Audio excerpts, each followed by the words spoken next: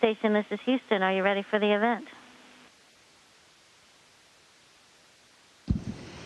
Houston, this is Station. We are ready for the event. Houston Sports Authority, this is Mission Control Houston. Please call Station for a voice check. Station, this is Patty Smith with the Houston Sports Authority. How do you hear me? Hi, Patty. This is the International Space Station. We hear you loud and clear.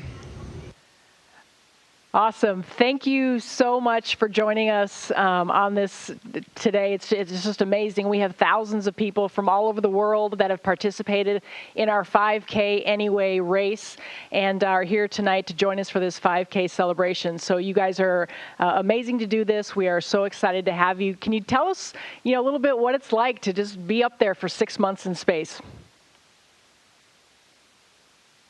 Yeah, it's amazing. It's incredibly beautiful to be in space. One of the things that's so striking is the view of our planet. And you'd think you get used to this. And just yesterday, I went to go close the shutters on some of our windows that face down towards Earth. And I went in intending to close them, and I stayed for about 60, 70 minutes doing almost a complete orbit of the planet because it was just so beautiful. There were thunderstorms over Africa and sunrise and sunset. So it just never gets old up here. Well, and I saw, look at that. I can't do that with my mic. If I do that, it's going to drop. But you two, Shannon and Kate, up there doing some great, rub it in. Doing some amazing things. Tell us a little bit what your daily routine is, other than looking out over the sunsets on Africa.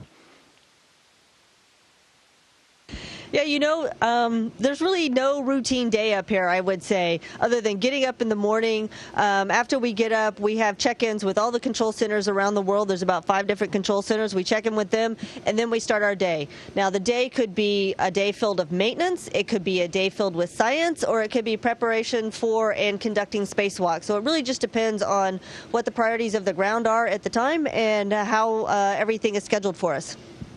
So I'm going to ask you a 2-part question. You guys can each answer it one way or the other. Tell us the coolest part about being up there, and then tell us the worst part about being up there. Well, obviously, the coolest part about being in space is floating around. So you just don't have to sit, or you can just hang out in space. That's the coolest part. Yeah, one of the more challenging things is that we are isolated, and I think folks on the planet really understand this. With COVID and with the pandemic, everybody's had to be isolated from their family and their friends. And astronauts have known this for a long time. We know that feeling. It doesn't make it any easier, but if it does help folks on the planet, we know what it feels like.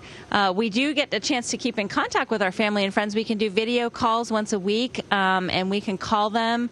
We can do email. So we have ways to stay in touch with our loved ones, but it is a little bit hard being away from them for so long. So Shannon, I want to start with you as a mission specialist and a flight engineer. Tell us kind of specifically what your role is.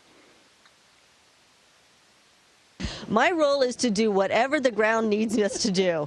And seriously, we are trained in everything that could possibly come up here. And so this flight, the way the tasking is worked out, I've actually done a lot of maintenance on the station. We've had a lot of upgrades going on. And so I've been involved in just upgrading the station so it'll be ready for the next round of whatever is to come in the future.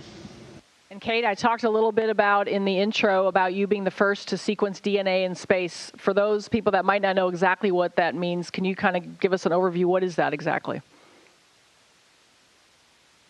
Yeah, so this is one of the scientific experiments up here. This started in 2016 on my last mission, and we've continued it up here. So DNA is what's in every human cell, and it makes us who we are. We hadn't sequenced it in space before 2016. Part of that was just a proof of principle to see if that kind of technology would work up here. We didn't know if it would. There's a lot of variables in microgravity. But now that it's working, we can use this to determine things like what's going on with gene expression in humans, as we're in this very strange environment of microgravity, or we can use it to do things like detect microbes inside the space station. So we just did a complete map, 800 samples in the International Space Station. We're going to be looking at mapping all of the living non-human things inside the International Space Station. DNA sequencing technology is one way that we do that. You know, being the first to do anything is monumental and a huge deal. But what does that mean to you to be the first? Well, I was kind of the hands on this experiment, but really it was the entire team. There's a whole group of people that worked years to get this technology ready to fly. They have to do a lot of integration to figure out how it's going to work in this closed environment. And they were there with me. They were on video, and I was talking to them on audio when we sequenced DNA for the first time. And I think everybody was just so incredibly excited to see the really, really hard work over all these years come to fruition and be an actual experiment that we conducted on the International Space Station. Well, as we've mentioned, we're obviously here with thousands of people around the world celebrating transplantation, whether you're a donor, whether you're a recipient, and you guys up there with this DNA sequencing and potentially the ability to grow organs in space. Can you kind of talk a little bit about that? I was reading through some of the notes on just why it can be done and specifically how the gravity affects the research and what you're doing. But can you kind of give us a sense of what exactly is being done, the progress is being made, and kind of what you foresee hopefully in the near future? Yeah, so we're pretty early in this. Some of the really interesting things we've done on this flight have been started to grow more complex tissues. So we're not quite at the organ level yet, but we did, for example, grow cardiomyocytes, which are the kind of cells that are in your heart. And we added some additional cells, so fibroblasts and endothelial cells, all the other kinds of cells that make up your heart tissue, and grew these together. These weren't heart size. These were very small plugs of tissue, but we could look at them in 3 dimensions without the force of gravity, and we could actually see them beating. So Shannon was around when we were doing this microscopy, and we could see these cells contracting. And we're doing things like DNA sequencing and gene expression on them as well. They've already returned to the planet. We do have some interesting technology up here that we're working on, something called bioprinting, which is where you can print different layers of cells and eventually, hopefully, get up to 3-dimensional architecture. I think it's going to be a long time before we get to the organ level up here, but we are looking at ways that microgravity is different for larger pieces of cells and larger structures in human tissues. As they start to form that structure, if you don't have gravity, are there different ways, for example, that these cells can interact in a 3-dimensional structure? These are all the kinds of questions that we're asking up here. Really good fundamental research that we hope is going to help us learn about tissue structure and organs in space. Well, yeah, I mean, kind of what comes to mind is the old Petri dish. You know, you don't have to have a dish, right? You can just set your stuff right there. And Shannon, let me ask you this. You've won numerous awards for some of the different things you've done in group achievements and things like that. And obviously, this takes a team. Can you talk about how important the teamwork is up there in not just this, but really in everything you guys do? You know, I would say, I mean, that is just it. Teamwork is important in everything that we do and just about everything in life, I would say. Very few things happen on your own. When we're up here, as Kate was saying, with her experiments that she's been conducting up here for the team on the ground, it takes a whole team of people. You can imagine how many people that we have to keep us healthy up here, to keep the station running. And it's not just the people at NASA. We've got team members all around the world because this is an international space station.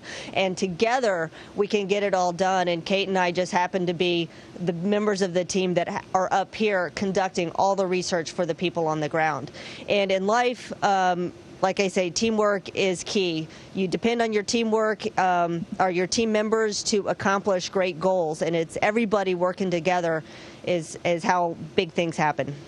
And I know you're a runner also, and I don't know how much you know about this event. I know we've talked a little bit about it, but we've got, again, people from all over the world doing this 5K any way they want to. We've had people, you know, running it, biking it, swimming it, bowling it, golfing it. How would you do it, each of you, if you chose, and give us especially maybe a way you could possibly do it up there in space? Yeah, that's a great question. To do a 5K up here, you basically have two possibilities. We've got a treadmill we can run on, though we have to wear a harness to hold us down on the treadmill, otherwise we'd just float off of it. And we've got an exercise bike. It's a little bit different from the bikes on the ground.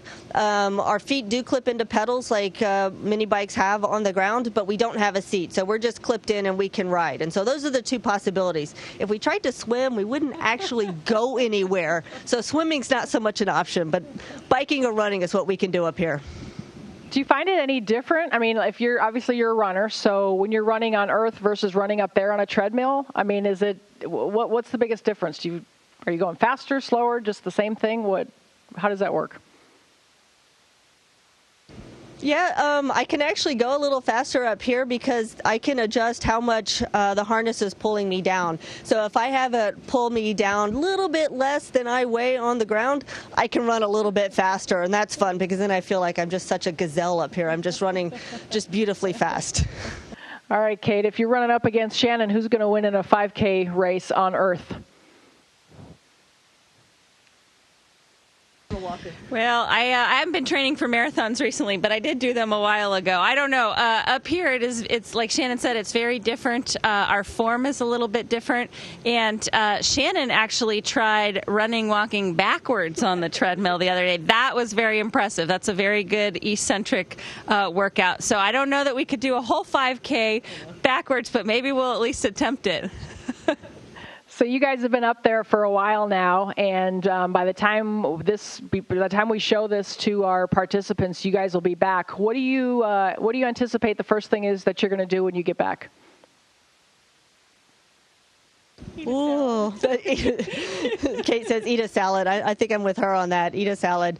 Eat some fresh food that we don't have access to up here. I think also for me, take things a little bit slower. Our days up here are so incredibly busy, and so since it hopefully will still be springtime when we get home, I'm looking forward to sitting outside in the sunshine and just relaxing a little bit. Kate? Same for you? What's the first thing you're going to do when you get back?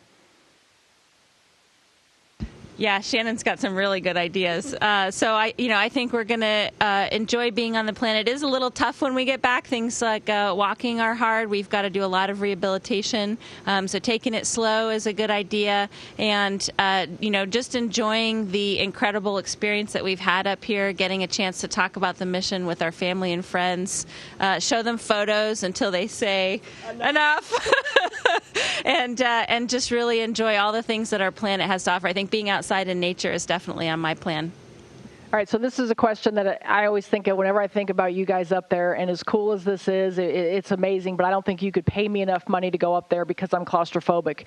Does claustrophobia kick in at all for either one of you?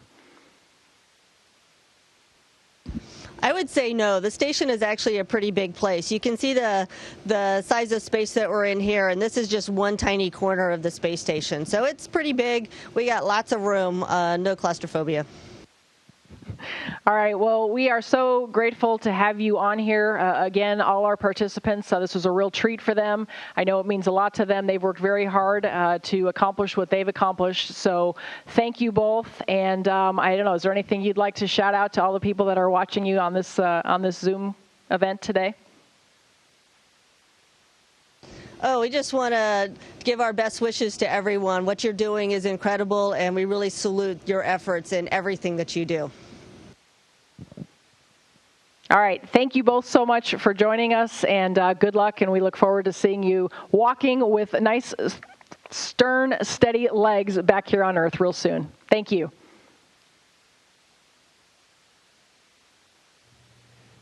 Station, this is Houston ACR. That concludes the event. Thank you. Thank you to all participants from Houston Sports Authority. Station, we are now resuming operational audio communication.